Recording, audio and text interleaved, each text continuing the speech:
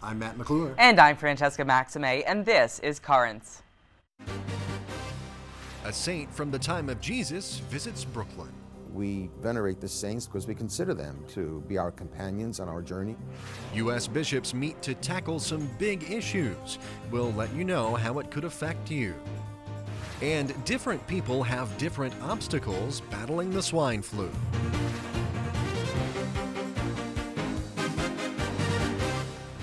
Well, good evening. Thank you so much for joining us tonight. Last year, the Pope visited the U.S., including a trip here to New York. But it's rare that we get a visit from a saint, especially one that lived at the time of Christ.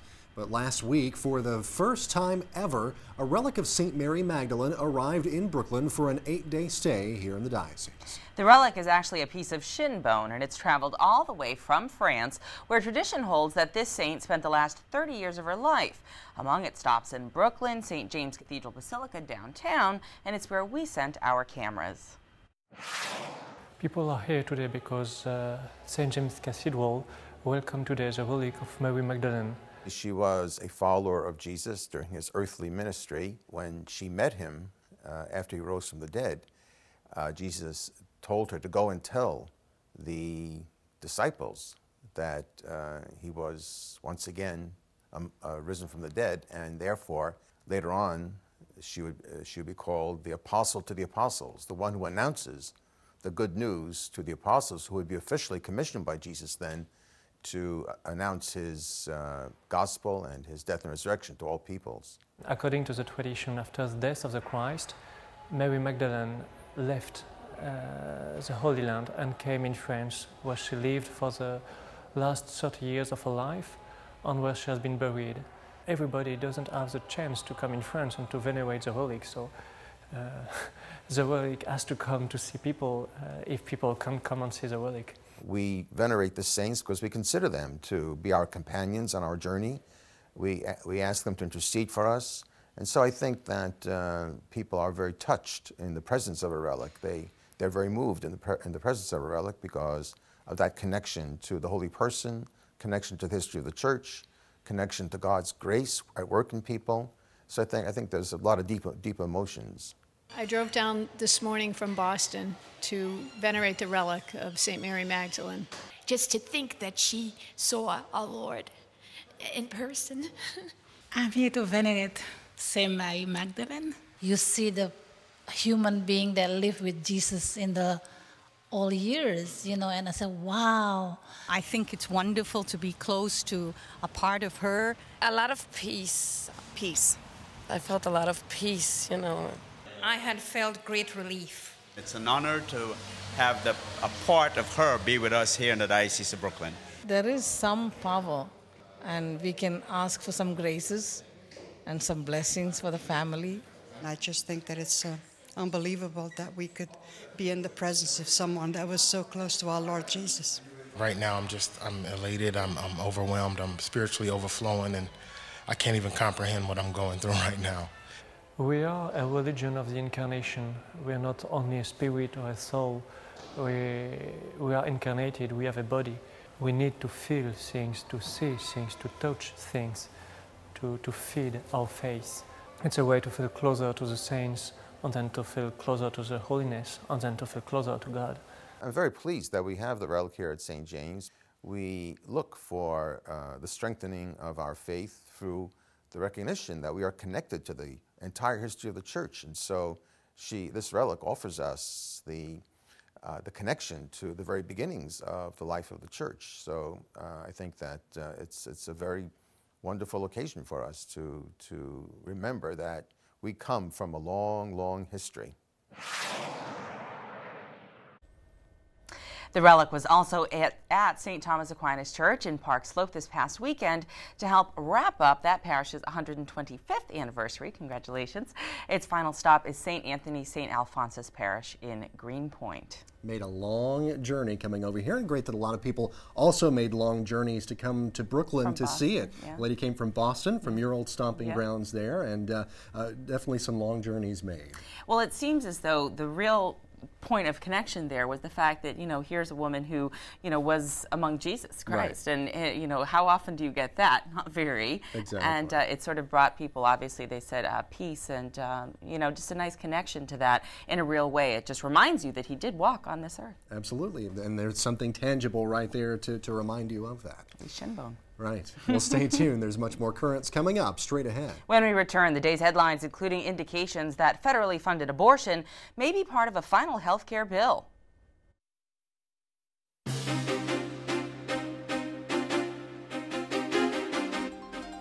Welcome back to Currents. I'm Matt McClure. And I'm Francesca Maxime. Coming up later, a new study could give new insight in battling the swine flu. But first, let's have a look at the day's headlines. A new poll shows Americans are split on their support of health care bills making their way through Congress. The new Associated Press poll shows 43% of Americans oppose the Democratic-backed plans currently under discussion. 41% are in support, 11% undecided. One of the major sticking points remains how much, if any, federal money should go toward abortions. Senior White House advisor David Axelrod says the president has made his position clear. Well, the president has said repeatedly, and he said in his speech to Congress, that he doesn't believe that this bill should change the status quo as it relates to the issue of abortion. This shouldn't be a debate about abortion, and he's going to work with the Senate and the House to try and ensure that at the end of the day, the status quo is not changed. The House health care bill passed last weekend prohibits federal funds from going toward abortions, except in the cases of rape, incest, or danger to a mother's life. Well, also in the nation's capital, the American Center for Law and Justice has filed a legal response to a lawsuit that seeks to remove engravings of In God We Trust and the Pledge of Allegiance at the Capitol Visitor Center. The Freedom from Religion Foundation filed a lawsuit in July, claiming the use of phrases mentioning God violates separation of church and state. The ACLJ's response says those who brought the lawsuit just want to waste the justice system's time and money. The response also says engravings reflect the beliefs of our founders that freedom comes from God. Well, hunger is the most cruel and concrete form of poverty and must not be allowed to continue. Those words from Pope Benedict to a special summit of the UN Food and Agriculture Organization. We get more from H2O News. Cooperation and subsidiarity are the Church's solutions to face and overcome the problem of food insecurity. This is what Benedict XVI recommended on Monday, November 16th, during his visit to the Rome headquarters of the Food and Agricultural Organization, FAO, for the occasion of the World Summit on Food Security. The number of people who suffer from hunger continues to grow, notwithstanding the known fact that the world has enough food for all its inhabitants. Though part of the global economy, poorer countries are more vulnerable. To acknowledge the transcendent value of each man and woman is the first step to promote the conversion of heart that will enable the eradication of misery, hunger, and poverty. The Pope noted that solidarity and subsidiarity among nations is needed, as well as an agricultural development that respects the environment and the needs and expectations of local communities in a global economic and financial context that is inspired by the logic of development instead of the logic of profit, viewed as an end in itself.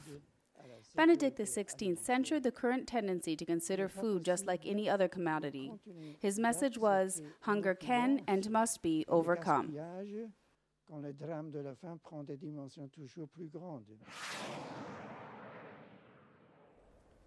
That summit lasts through this Wednesday. Anti-Semitism continues to rear its ugly head. Earlier this fall, some streets here in Brooklyn were blanketed by note cards bearing the words, "Kill Jews." Concerns about anti-Semitism are also on the rise overseas. Many observers are asking if an article that makes some harsh accusations against the state of Israel crosses the line. CNN's Paula Hancock has more from Jerusalem. A mixed welcome for Swedish journalist Donald Bostrom as he prepares to address an Israeli audience.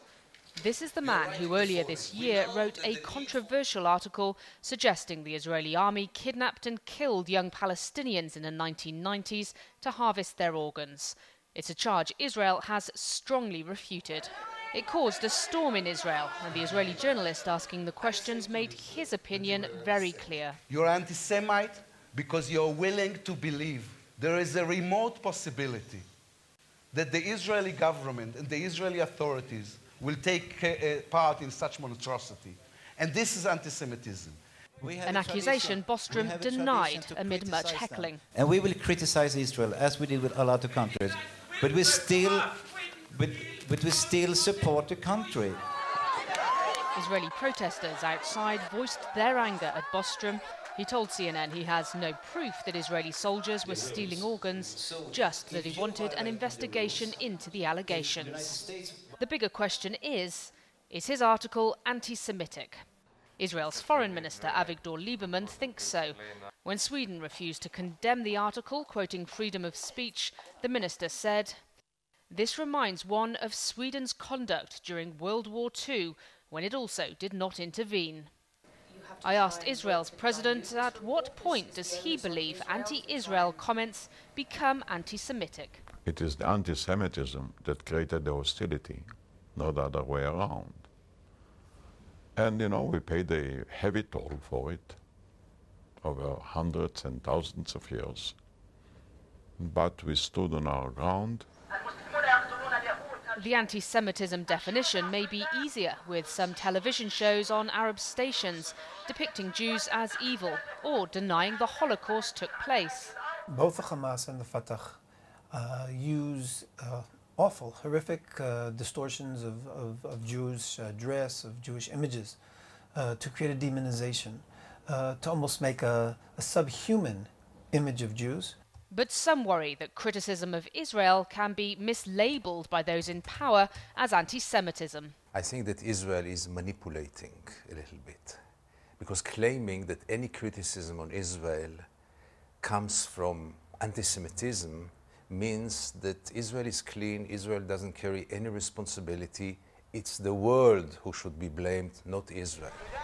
Some analysts also worry that anyone who plays the anti-Semitism card too fast or too loose is crying wolf. That is CNN's Paula Hancock's reporting there. Well, back in the U.S., the Diocese of Fort Wayne, South Bend, has a new bishop. The Pope named Kevin Rhodes to take the place of the retiring John Darcy. Darcy drew a lot of attention earlier in the year when he refused to attend the University of Notre Dame's graduation, during which the school honored President Obama, who supports abortion rights. In related news, the Pope also appointed Bishop Jerome Listecki to succeed Timothy Dolan in Milwaukee. And we'll have much more on the bishops coming up straight ahead. Coming up, the bishops converge on Baltimore. We'll get the latest on what's happening there.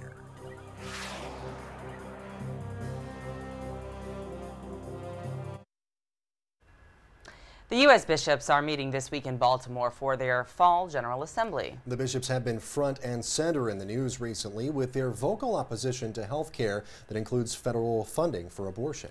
Health care will be one of many issues they'll discuss this week. And to find out more, I had a chance to speak with Rocco Palmo. He's the author of the popular Catholic blog Whispers in the Loggia. Rocco is in Baltimore covering the bishops' assembly. All right, Rocco, thank you so much for joining us this afternoon. We really appreciate you being here with us on Currents. Always, Matt. Always. Pleasure. I know it's your favorite time of the year. Give me a little idea about what is happening in Baltimore today. Well, basically, the general part is what happens every year. The American bishops meet twice a year, but many of them don't go to their summer meeting.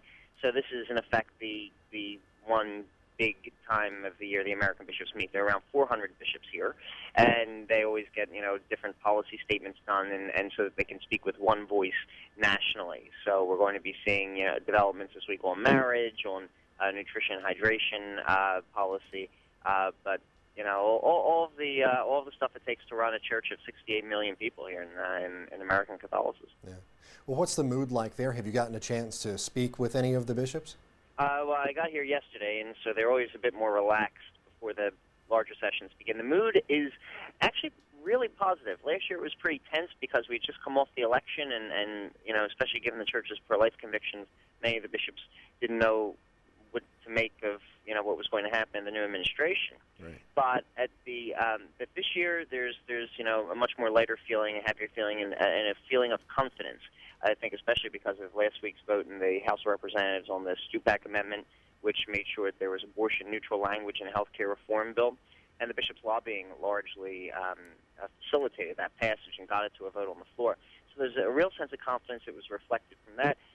And also this morning in the presidential speech by Cardinal Francis George of Chicago, he basically said that the church can no longer be the captive, essentially, of the sex abuse scandals that have racked us across the country over the last couple of years. And he really called the bishops to to dialogue with media, with all sorts of elements that may claim the Catholic name in their dioceses, Catholic universities, etc., but may not always be living up to the responsibilities that come with being part of this immense communion. Right. You mentioned the healthcare debate, and of course, as you said, the bishop's been very vocal about that. Any talk about that or anything regarding healthcare on the agenda there? Well, nothing, vis-a-vis healthcare reform. Most of that is being handled by the conference staff and the respective committee chairman of the conference.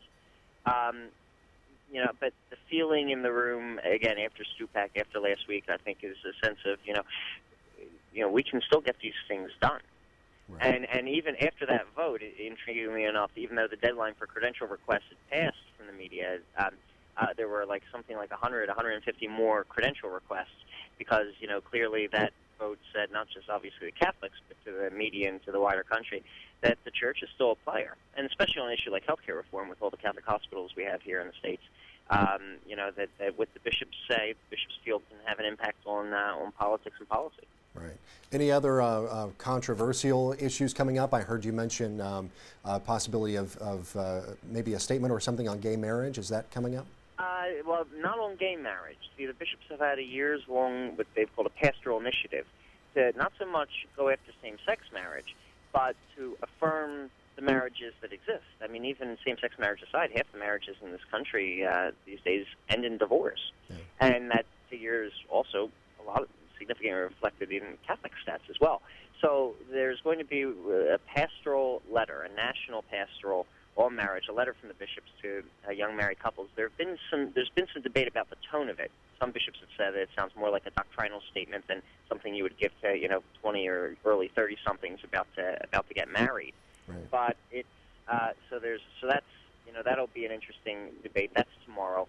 Also tomorrow are the final votes for the new translation of the Mass that we all know and love every Sunday, and maybe hopefully more often.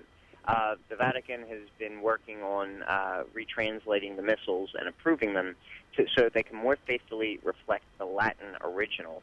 And we should be seeing that new translation arrive in our parishes sometime in early to mid-2011, and it's going to be approved in Rome sometime early next year. So the final votes on that are being held. Everything should pass, and then the process of implementation and preparing 64 million Catholics for significant changes to the Mass that we all know from memory is going to begin. Okay, very good. Now, I also heard that you witnessed the exchange of some tasty cakes on a lighter note. Yes, now this is the most significant event of the day. Of right? course, For of course. Everything else, you can just forget all that. You got to remember this. I mean, before, and of course, being in New York, you'll find this of particular interest.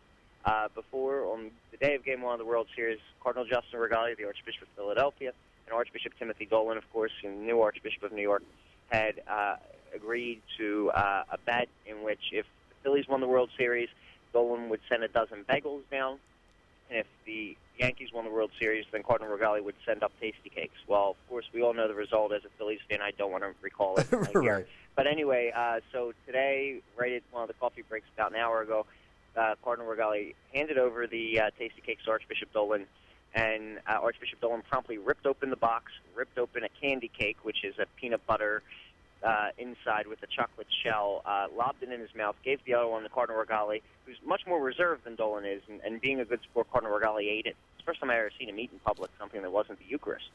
And so it was so funny because you had all these people, conference officials and staff, and even some other bishops and journalists here covering me. Everybody pulled out their camera phones and started taking pictures of it because it was really a priceless moment and a fun moment, and this week's full of fun moments. And I mean, really what it's all about at the end of the day isn't so much the policy and all the new policies, all the votes and everything. It's really just about, togetherness and faith. It's an opportunity for us to all just kind of come together, get to see each other again, catch up. It feels more like a family reunion than a business meeting. There you go. Well, very quickly, speaking of that, have you seen our bishop here, Bishop DiMarzio? I did. I saw him last night. It was the first time I had seen him since his heart surgery. He's lost some weight. He looks good. He's everything's moving again in Brooklyn. Obviously, he was more than ready to get back to his full schedule. And but no, he looks good. He looks good. And I told him, you send your best. And one of these years, we've got to get you down here. It's a lot of fun. Okay, absolutely. Well, we'll look forward to it. Rocco, thank you so much. We'll link to your blog, Whispers in the Loggia, on our blog at currentsny.net. And, of course, all the information will be right there. Thank you so much for joining us, Rocco. Thanks so much, Matt. Take care. Have a good one. Bye-bye. Rocco Palmo there, the author of the blog Whispers in the Loggia, covering the bishops in Baltimore. Well, stay tuned. There's much more Currents straight ahead. Coming up, staying healthy is easier said than done this swine flu season.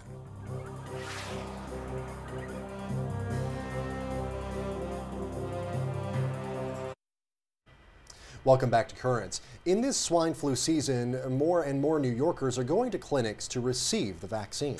They are. The Daily News reports nearly 16,000 people received it this weekend after the health department made it available to everyone, not just students. Health Commissioner Thomas Farley credits a public awareness campaign for the increased turnout. Farley says New York has a relatively low infection rate, but the H1N1 virus is still a threat. And one of the main battlegrounds in the fight against the virus is churches. And in other cities, that means some extra obstacles. One study from Boston indicates your ethnicity may place you at a greater risk. CNN's Deborah Fayerick has more. The First Haitian Baptist Church in the heart of Boston feels as if it could just as easily be in the heart of Haiti. The service is in Creole, the signs in French, and the message on this Sunday is universal. The pastor urging everyone to put aside doubts that many Americans have and get their flu shots. A lot of people are skeptical about the flu vaccine. Gurley LaRoche is helping administer vaccines to her congregation as part of an unprecedented program by Boston health officials who discovered what they call an alarming trend. Blacks and Latinos disproportionately affected by the 2009 H1N1 outbreak in the city of Boston last spring.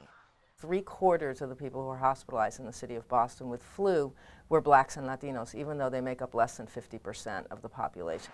In Boston, health officials say underlying medical conditions like asthma and diabetes may be one factor, but there are other reasons as well. There's also the issue of money. Parents can't afford to stay home and take care of a sick child. That means the child goes to school, and the parent who may also be infected goes to work. Nationwide, the CDC found 50% of H1N1 deaths from April to August were among Black and Latino children. Still, Boston is one of the only cities tracking swine flu by race. Officials there now classify minorities as high risk, along with all pregnant women and children.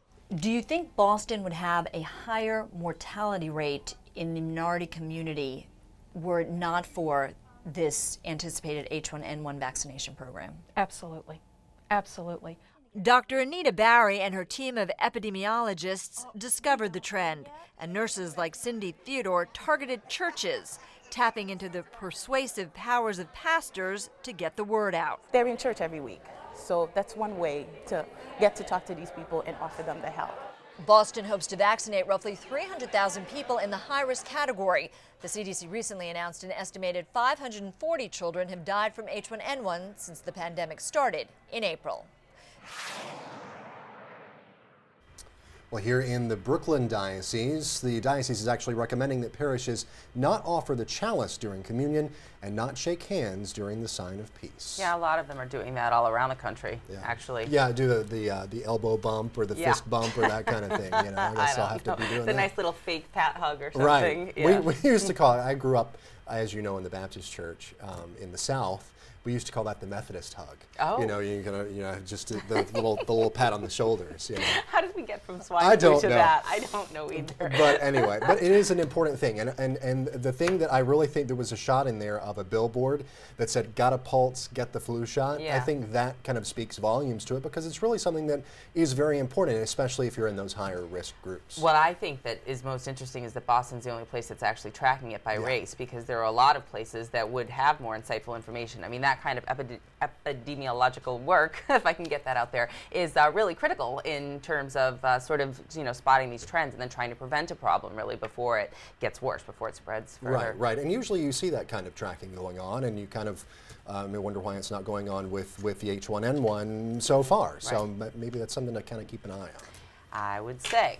All right, well, that's all for this edition of Currents. Coming up tomorrow, as we continue our look at Black Catholic History Month, we'll show you how the Mass takes shape in one black community. But until then, remember, you can always catch us online. CurrentsNY.net is the website. You can also follow us on Facebook. Just got about 100 new fans over the weekend, by the way. I'll tell you how I did it. The address is facebook.com/CurrentsNY. For all of us here at Currents, I'm Francesca Maxime. And I'm Matt McClure. Thank you so much for watching. Have a great night.